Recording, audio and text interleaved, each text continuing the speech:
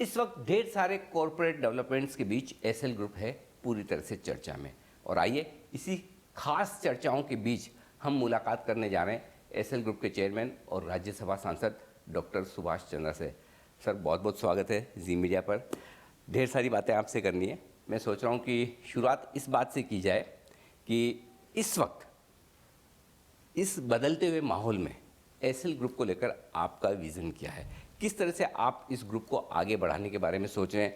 और जैसा हमेशा आपको ये माना जाता है कि आप कुछ न कुछ नए बिजनेसेस के बारे में सोचते हैं, टेक्नोलॉजी के बारे में सोचते हैं, बदलते हुए माहौल में आप किस तरह से 5 साल का विज़न रखकर अपने ग्रुप को आगे ले जाना चाहते हैं?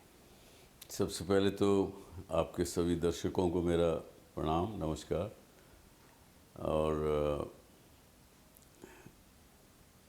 आगे आने वाला समय या अभी का भी समय मैं समझता हूँ कि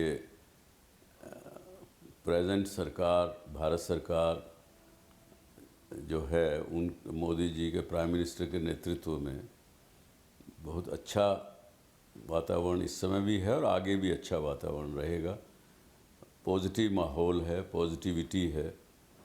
उसको देखते हुए और जैसा आपने कहा कि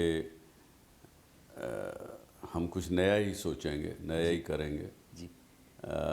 और उस दिशा में कुछ चीज़ों पर काम चल रहे हैं। काम तो हमारे यहाँ कभी रुके नहीं। पिछले कुछ कभी न कभी हर जगह हर समय हमारे किचन में कुछ ना कुछ पकता ही रहता है और जब वो ठीक से पक के आ जाता है तो वो डिश को फिर आगे सामने पेश किया जाता है। तो पर फिलहाल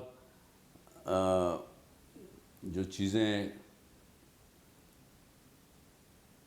हमारे साथ कुछ हुई, जो कुछ गलतियां मैंने की पीछे, उन गलतियों की वजह से हम फाइनेंशियल डिफ़िकल्टी में आए। उस चीज़ों को निपटाने में हमको 2-2.5 साल लग गए। लगभग निपटाया है जी। कुछ एक बाकी हैं। आई एम श्योर आपके वो प्रश्न भी होंगे जी। उनके बारे में जब आप प्रश्न करेंगे तो चर्चा करेंगे।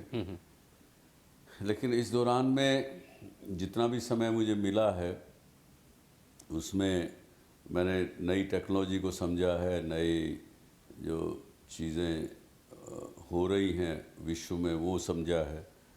और जो इंटरनेट का जो नेक्स्ट वर्जन है जिसको दुनिया आज सब बात कर रहे हैं, मेटावर्स की, कोई नए कॉइन्स की, क्रिप्टो करेंसी की बात करते हैं जी। कोई एनएफटी की बात करते हैं, मेटावर्स नाम की बड़ी चर्चा हो रही है जी। तो इन सब को समझने करने में मैंने एक उसको नया नाम दिया है। मेटावर्स नहीं कहूँगा, इन सबको मिला के मैं ये कहूँगा मायावर्स। मायावर्स। हाँ। ओके। तो ये मायावर्स का समय है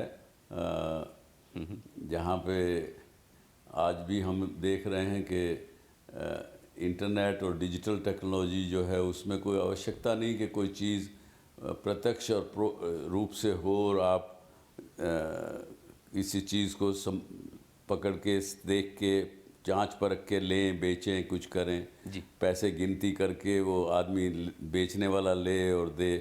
तो ये सब चीज़ें बहुत पास्ट की हो गई। तो मायावर्स का ज़माना है तो कुछ ना कुछ नया वैसे ही करके बताएंगे। लेकिन उससे पहले अपने हाथ के जो, क्योंकि हमने ये सीखा है कि अपने गोद वाले के बच्चे को छोड़ के पेट वाले की आस नहीं करनी चाहिए। ठीक बात है।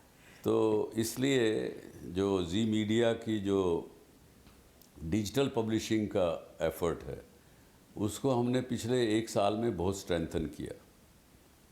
साल भर पहले, 1.25 साल पहले जी न्यूज़ और उसके जितने भी संबंधित डिजिटल वेबसाइट्स हैं, india.com है, उनके ऊपर सब मिला के 100 मिलियन मंथली एक्टिव यूज़र थे। और मुझे खुशी है आपके माध्यम से आपके दर्शकों को बताते हुए कि आज हम 300 मिलियन पर 1 साल में पहुंच गए। और इसमें हमारा टारगेट जो है अगले 3 साल का जी। 1 बिलियन यानी 100 करोड़ लोगों तक पहुंचने का है।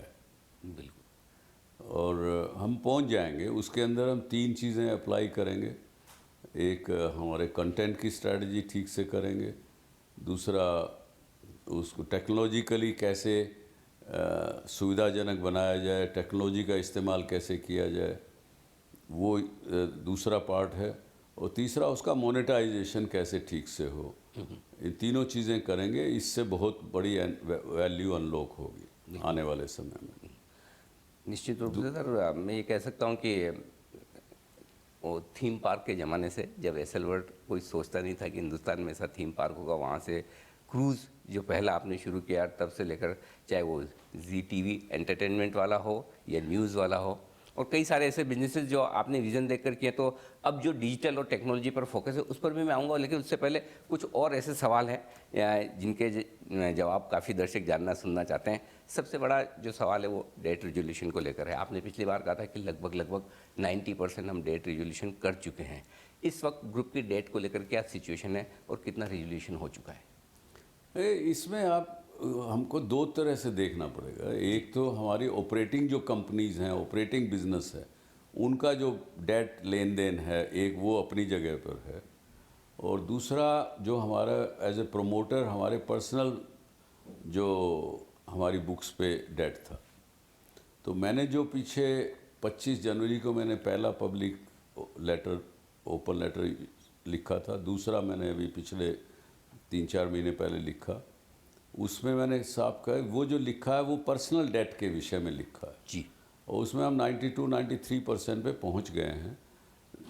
2-3 उस लेटर में भी मैंने थोड़ा सा इशारा किया था कि एक आध लैंडर हैं जो हम कहीं पे उलझ गए हैं आपस में एक दूसरे के साथ जी।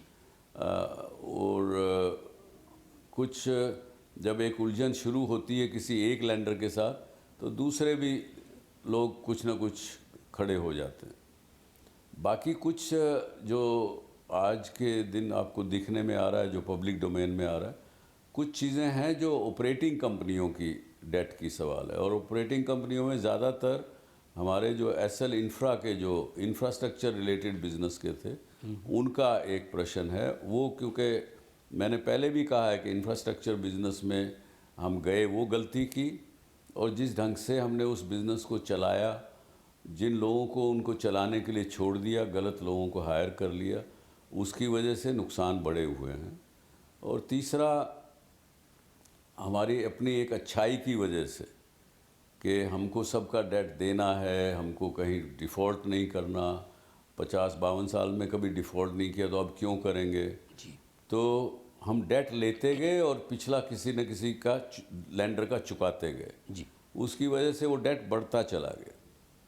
तो पर फिर भी हमने सबका चुकाया, लेकिन ऑपरेटिंग एंटिटीज़ के जो प्रॉब्लम्स हैं, डिस्प्यूट्स हैं, वो तो उन कंपनीज़ को ही निपटाने पड़ेंगे। जहाँ तक हमारा पर्सनल का है तो 1-2 ये जो लैंडर्स के साथ उलझन हो गई है उनको छोड़ के हम लगभग सबका महीने 2 महीने में सब निपटा देंगे। ओके, तो लगभग रेजोल्यूशन के पास हैं। हाँ। एक और जो मुद्दा है वो डिश टीवी को लेकर है। डिश टीवी और यस बैंक के बीच में जो विवाद चल रहा है कंट्रोल को लेकर, शेयरों को बेचने को लेकर, क्या कहेंगे आप? इसका किस तरह से सॉल्यूशन हो सकता है या होना चाहिए? ये आज के दिन मैटर बहुत कई कोर्ट्स के मैटर्स में उलझा हुआ जी। है। जी। कई केसेस इस विषय को लेकर के, कई पार्टी शेयर होल्डर्स एक अपनी जगह पर हैं, कंपनी एक अलग अपनी जगह पर है, मीडिया में लोग अपनी जगह पर हैं। वो इसको पहली बात तो जल्दी से समझ नहीं पा रहे हैं। एक किसी मीडिया ने तो यहाँ तक लिख दिया कि एज इफ़ डिश टीवी ने बहुत बड़ा गलत कर दिया, और उसमें उन्होंने रेगुलेटर को चैलेंज किया कि आप इस पर एक्शन क्यों नहीं ले रहे हैं।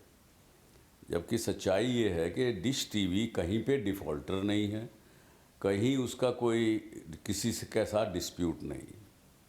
पहली बात जी। ये रिकॉर्ड सबको आपके माध्यम से आई होप सब ठीक करें। जी।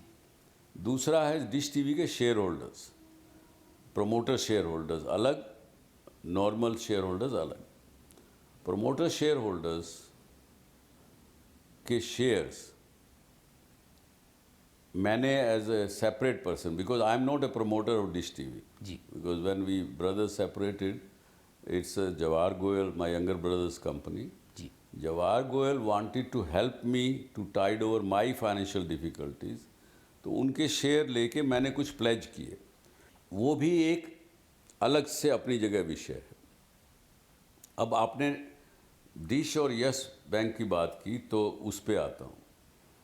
यस बैंक ने पैसा दिया 4,210 करोड़ रुपये, जी वो दिया वीडियोकॉन के D2H बिजनेस को डिश टीवी में मर्ज करने के लिए, जिसमें कि मैं समझता हूँ कि हमारे साथ वो एक फ्रॉडुलेंट एक्ट किया गया उस समय के यस बैंक के मैनेजमेंट के द्वारा, जिसकी वजह से मैंने उनके खिलाफ एक FIR से 2.5 साल पहले जी जब दाखिल करा दी थी। डिश का हेडक्वार्टर नोएडा में है, इसलिए वहाँ पे दाखिल कराई। वो एक अपनी जगह पर है, वो जब इंक्वायरी पूरी होगी तब पता लगेगा कि वेदर फ्रॉड हमारे साथ हुआ या हमने कोई गलत किया या किसने किसके साथ गलत किया, वो उस विषय तब तय होगा।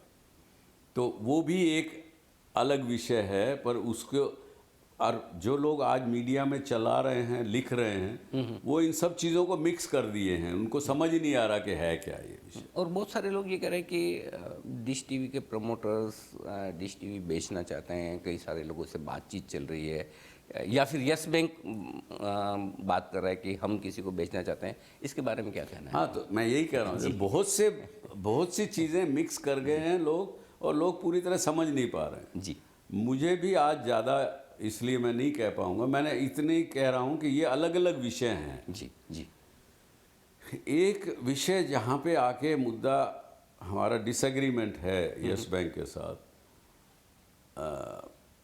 डिश टीवी के promoter share holders Bombay high court में हैं, बॉम्बे हाई कोर्ट के सामने हैं। वो कोर्ट मैटर अभी सुनवाई चालू है उसकी। उसमें उन्होंने, हम शेयर होल्डर्स ने ये कहा है कि मैंने ठीक है साहब शेयर प्लेज किए, लेकिन शेयर प्लेज करके पैसा लेने में जो लेंडर है उसके अधिकार क्या हैं?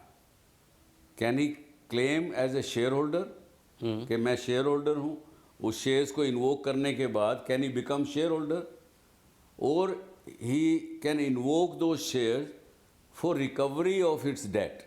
जी तो इसलिए वो विषय कोर्ट ने अभी तक कोई निर्णय दिया नहीं है, लेकिन वो विषय कोर्ट के सामने है कि एक तो लेंडर के अधिकार क्या हैं शेयर प्लेज करने पर, प्लेज लेने पर, और प्लेज इन्वोक करने पर वो क्या कर सकता है और क्या नहीं कर सकता। ठीक बात है। हमने भी यही कहा है यस बैंक को कि आप बताइए, पहले तो आप लेंडर हैं मेरे, मुझे आपने पैसा लेंड किया है, लेंडर हैं आप, तो वो फिर उस ढंग से हम बैठ के बात करते हैं। जी आप अगर अपने आप को शेयर होल्डर कह रहे हैं डिश टीवी का, तो हम आपसे उस तरह से बात करेंगे as a share holder.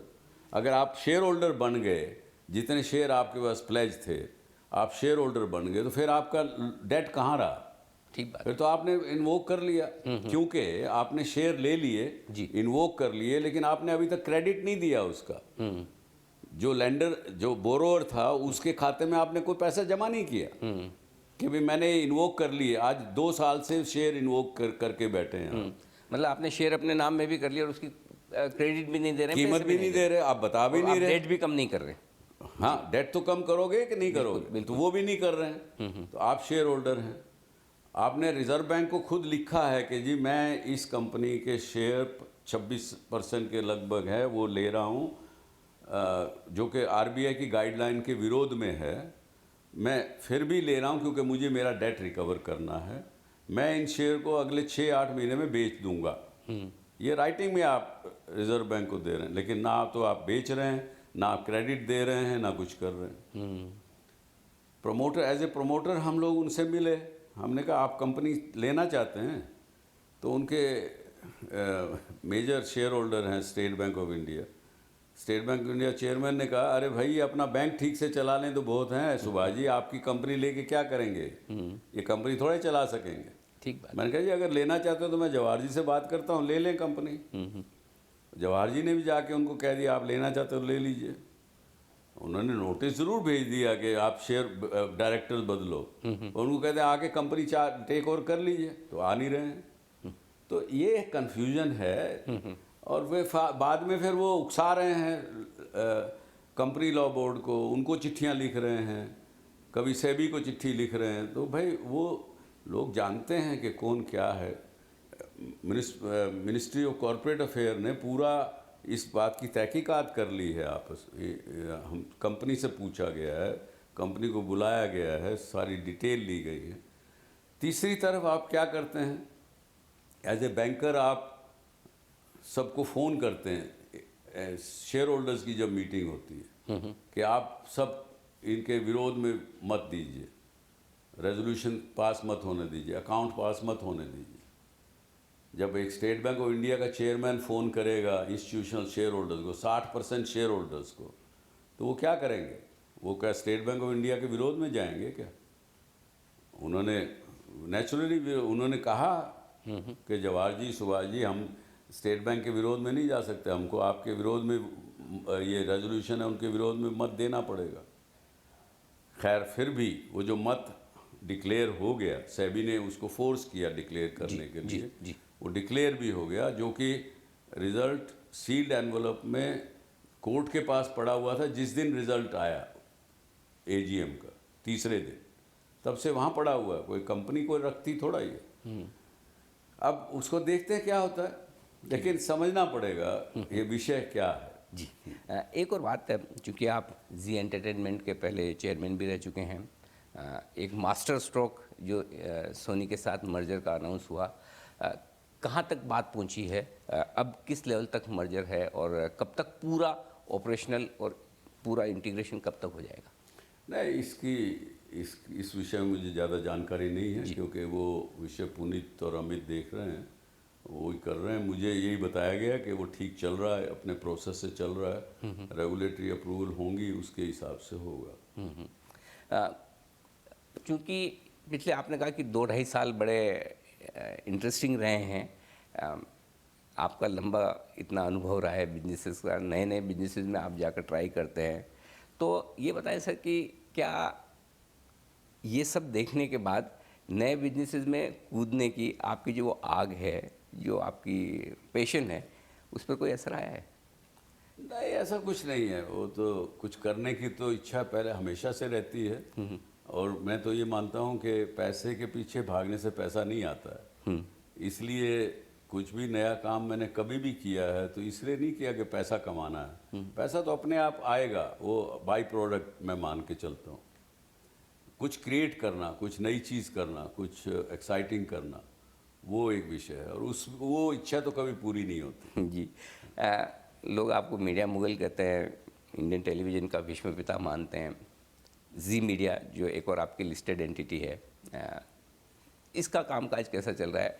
Media field को आप इस वक्त कैसे देख रहे हैं, क्या बदलाव हो रहे हैं, और जी मीडिया कैसे पोजीशन है इसमें? जैसे मैंने बताया, जी मीडिया का 300 मिलियन अभी हमारे मंथली एक्टिव यूज़र डिजिटल पे हो गए हैं। वीऑन जो एक इंग्लिश का न्यूज़ नेटवर्क है, first global network from Asia for the whole globe, मुझे खुशी है ये बताते हुए कि वो उसकी एक्सेप्टेंस जो है वो काफ़ी बढ़ गई है। देश में भी नंबर 1 मुझे बताया गया कि हो गया है वो, और विदेशों में भी 58% उसकी व्यूअरशिप बाहर से है। यूट्यूब पर एक महीने में 90 मिलियन विजिटर उसके ऊपर आ रहे हैं, जो कि बीबीसी से आगे हैं, CNN से थोड़ा कम है। और उस वीओन जो प्रोडक्ट है उसके ऊपर हम टेक्नोलॉजी का इस्तेमाल करेंगे। उसकी जो डिजिटल पब्लिशिंग उसके साथ साथ जो चल रही है उसको हम ज़्यादा इंटरेक्टिव बनाएंगे। जो सोशल मीडिया के फीचर्स होते हैं उसको उस पर डालेंगे। उसको भी हमारा एक प्लान है कि अगले 5 साल में वो 500 मिलियन के करीब उसके कस्टमर उससे जुड़े। बहुत बड़ा टारगेट है, लेकिन अचीव टीम करेगी ज़रूर। बिल्कुल। मैं उम्मीद करता हूँ कि वो बहुत जल्दी अचीव होंगे। एक आखिरी सवाल आपसे ये कि इस वक्त इन सब बातों के बीच में आपके जो भी क्रेडिटर्स या लेंडर्स हैं और दूसरे आपके जो शेयर होल्डर्स हैं, इन्वेस्टर्स हैं, जिन्होंने आपकी अलग अलग कंपनियों में पैसा लगाया, उन्हें आप क्या मैसेज देंगे? देखिए, शेयर होल्डर्स हमारे से डिसअपॉइंट हुए हैं इस सारे पूरे प्रकरण में, क्योंकि हमारी कंपनियों के शेयर्स आगे बढ़े नहीं, कीमतें बढ़ी नहीं उनकी, तो स्वाभाविक रूप है कि वो उनको डिसअपॉइंटमेंट है हमारे से। लेकिन time is a big healer. समय बताएगा कि हमने क्या किया शेयर होल्डर्स के इंटरेस्ट में। हमने कभी उनके इंटरेस्ट को कंप्रोमाइज़ नहीं किया है, लेकिन अभी उनको हमसे गुस्सा ही होगा मेरा ख्याल से। समय पा करके वो भी चीज़ें ठीक होंगी। जब जब है ना लोगों ने सोचा कि बस डॉक्टर सुभाष चंद्र का समय हो गया, उसके बाद आप उतना दुगुना ताकत से तिगुना ताकत से बाउंस करते हुए हैं। इस बार का बाउंस पे किस तरफ होगा, कहाँ होगा, ये लोग जानना चाहते हैं। ये समय बताएगा। और मैं यही बता सकता हूँ आपको कि कुछ ना कुछ नया आप सब लोगों के सामने आएगा और जल्द ही आएगा। टेक्नोलॉजी की तरफ से आएगा, कुछ और तरफ से आएगा। बिल्कुल, उसका इंतज़ार हमें और सारे दर्शकों को, आपके सारे शेयर होल्डर्स, इन्वेस्टर्स, क्रिएटर्स सबको रहेगा। और आपको बहुत बहुत शुभकामनाएं, बहुत बहुत धन्यवाद समय देने के लिए। तो ये थे doctor Subhash Chandra, SL group के चेयरमैन और राज्यसभा सांसद, जो बताते हुए ग्रुप के विजन और सारी योजनाओं के बारे में। इस खास मुलाकात में इतना ही। नमस्कार।